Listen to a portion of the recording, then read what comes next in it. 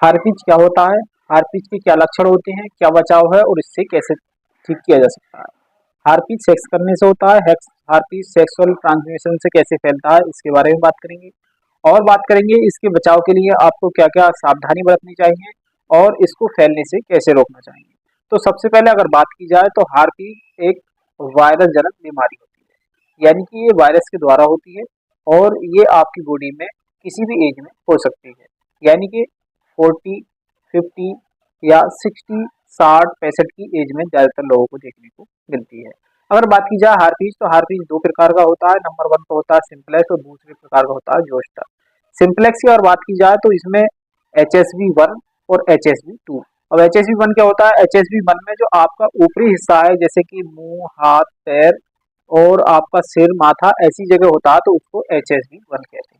और number two पे अगर HSV2 की बात की जाए तो ये आपके प्राइवेट पार्ट में जैसी जांघों में, जगासे में, बगल में ऐसी जगह हो जाता है। अगर बात की जाए कि हार्पिज में कैसे पहचान करें आपको कि हार्पिज की हो गई है, तो जैसे कि आप स्क्रीन पे देख रहे हैं ऐसे ही आपकी बॉडी में फफोले बन जाते हैं और इसमें एक लिक्विड पानी जैसा पदार्थ निकलता है। और ये पदार्थ इतना खतरनाक होता है कि अगर आप इसको फोड़ देते हैं या इसको साफ करके अपनी बॉडी पे किसी दूसरी जगह आपका हाथ टच हो जाती है, दूसरी जगह भी फैलने का खतरा बना रहता है। तो आप इसके दानों को बिल्कुल भी हाथ से साफ नहीं करें। अब अगर बात की जाए कि STD सेक्सुअल ट्रांसमिशन से कैसे फैलता है, तो जो आपके प्राइवेट पार्ट में अधिकतर ये दाने फफूले बनते हैं, तो वैज्ञानिकों का मानना है कि साइंस के अकॉर्डिंग ये सेक्सुअल ट्रांसमिशन से भी बनता है। यानी कि अगर किसी को ये प्रॉब्लम थी और उसने किसी महिला के साथ संबंध बनाए तो उस महिला को भी ये प्रॉब्लम हो जाएगी। इसमें क्या होता है, छोटे छोटे दाने बनते हैं हार्पिज में। अगर बात की जाए हार्पिज की डीपली बात करें तो इसमें शरीर में फफोले बनते हैं जैसे आप स्क्रीन पे देख रहे हैं, और इन फफोलों में पानी भर जाता है और इसमें सुइयां सी चुभती हैं। और वो सुइयां सी चुभते चुभते बहुत ज्यादा बढ़ जाती हैं एक ही रात में। तो जो गांव में देहाती क्षेत्र में इसको बोलते हैं मकड़ी फिर गई, कि मकड़ी का यहाँ पे मकड़ी चली गई है, और इस तरीके से वो झाड़ फूक के चक्कर में पड़ जाते हैं। और हद तक जब ज्यादा जख्म हो जाता है और ज्यादा बढ़ जाती है प्रॉब्लम, तब वे डॉक्टर के पास जाते हैं। तो आपको इसको बिल्कुल भी हल्के में नहीं लेना है। ये आपकी वायरस जनित बीमारी है, जैसे आपकी कोरोना काल में चली थी वही मान के चलो इसको कि उतनी ही खतरनाक है। क्योंकि इसका जो टेस्ट होता है, अगर टेस्ट की बात की जाए तो इसका टेस्ट और कोरोना काल का CPRT जो टेस्ट था वो सेम ही होती है, क्योंकि दोनों से वायरस का पता चलता है। अब अगर बात की जाए सिम्टम की, तो ये छोटे छोटे दाने बन जाते हैं, फफूते बन जाते हैं जिसमें पानी होता है। और एक टॉपिक है कि जिसको अगर बचपन में चिकन पॉक्स हुआ था तो उसको हार्पिज होने के लक्षण 99% होते हैं। क्योंकि जो चिकन पॉक्स के वायरस होते हैं वह बॉडी में छुप जाते हैं, और आपको लगता है कि आपकी हार्पिज वो ठीक तो हो गई है चिकन पॉक्स, लेकिन उसके जो आपके सेल्स में वायरस छुप जाते हैं और वह वायरस जब आपकी एज 40 प्लस होती है, 40 से ऊपर होती है और आपकी इम्यूनिटी वीक होती है, तो उस कंडीशन में बाहर निकल आते हैं। तो उस कंडीशन में जब बाहर आते हैं तब आपको लगता है कि हमें दूसरी बीमारी हो गई है, लेकिन ऐसा नहीं होता। जब आपकी इम्यूनिटी वीक होती है तो उस कंडीशन में आपको बहुत सारे मर्ज उखड़ आते हैं। तो आपको अपनी इम्यूनिटी पर विशेष ध्यान देना है, और इम्यूनिटी को अच्छे से जब आप मेंटेन्स करेंगे तो आपकी बॉडी में कोई भी वायरस जनित रोग एकदम नहीं होता है। तो इसीलिए आपको अपनी इम्यूनिटी को अच्छे से रखना है और इसको वीक नहीं होने देना है। फास्ट फूड का इस्तेमाल नहीं करना है। आपको खान पान पे अच्छी सेहत रखना है, रनिंग करना है, एक्सरसाइज करना है, जिससे कि आप 40 प्लस में जाएं तो आपको ऐसी कोई भी प्रॉब्लम देखने को नहीं मिले। अब अगर बात की जाए हार्पिज की, तो हार्पिज आपको पता ही चल गया कि वायरस से होने वाला रोग है। इसमें सुइयां सी चुभती हैं, रातों की नींद खराब हो जाती है रोगी की, और वो हर समय यही कहता है कि इसमें सुइयां चुभ रही हैं।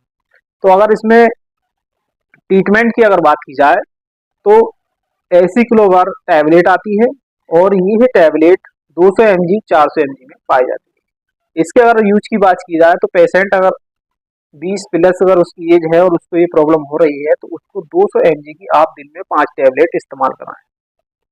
यानी कि सुबह में खिला दी, 3 घंटे बाद फिर आप 24 घंटे में उसको 5 टैबलेट खिलानी है। अगर रोगी जब ज़्यादा टैबलेट होती हैं तो परेशान होता है कि ज़्यादा टैबलेट है, तो 400 mg वाली आप दिन में 3 टैबलेट भी उसको यूज करा सकते हैं, तो भी कोई दिक्कत नहीं है। तो ये आपको 5 दिन तक कंटिन्यू पेशेंट की चलानी है, यानी कि 5 दिन तक आपको एसिक्लोवेरा टैबलेट यूज करानी है जो आप स्क्रीन पे देख रहे हैं। और इसके साथ साथ अगर पेशेंट को उस पर ऑइंटमेंट की बात की जाए तो इसी नाम से, एसिक्लोवेरा नाम से आपको ऑइंटमेंट भी मिल जाता है, ये लगाना है। अगर ये नहीं तो आप सोप्रामाइन भी ले सकते हैं, सोप्रामाइसिन आता है। और ना तो आपका हाइपरकाइन के नाम से आपको मिल जाएगा मेडिकल स्टोर पर, तो ये आपको उस पर लैब बना के लगाना है, हल्के से मालिश करना है, उसको लगा देना है, उसके बाद हाथ को अच्छे तरीके से धोना है।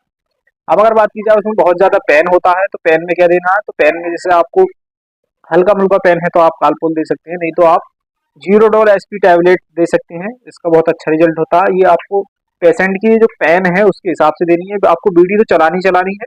बाकी अगर उसको कम है, थोड़ा बहुत ज्यादा है, तब आप उसको उसकी डोज कम भी कर सकते हैं, ना तो टीडीएस भी कर सकते हैं। तो ये पेशेंट की कंडीशन देख के आप हाथों हाथ उसको इस तरीके से यूज कराएंगे। अब अगर बात की जाए तो जब उसको ये प्रॉब्लम होती है तो बहुत ज़्यादा वीकनेस भी लगती है, और वीकनेस के साथ साथ उसको फीवर की कंडीशन भी बनी रहती है। तो वीकनेस में आप कोई भी मल्टीविटामिन जैसे बी कॉम्प्लेक्स या बीकासूल कैप्सूल वगैरह उसको बीडी इस्तेमाल कराएं।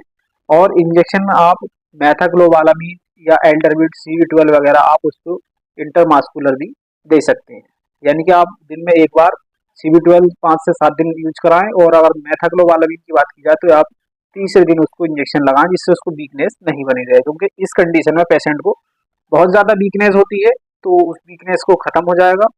और अगर बात की जाए बचाव में आपको क्या करना चाहिए, क्या सावधानी बरतनी चाहिए, तो बचाव के लिए आपको सबसे पहले अपनी इम्यूनिटी को अच्छे तरीके से मेंटेन रखना है, और उसके साथ साथ आपको फास्ट फूड का इस्तेमाल बिल्कुल भी नहीं करना है।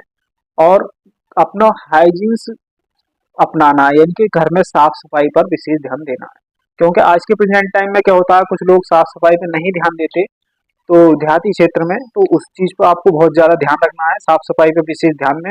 और इसके साथ साथ आपको सेक्सुअल ट्रांसमिशन के समय आपको बहुत सारी सावधानियां बरतनी है।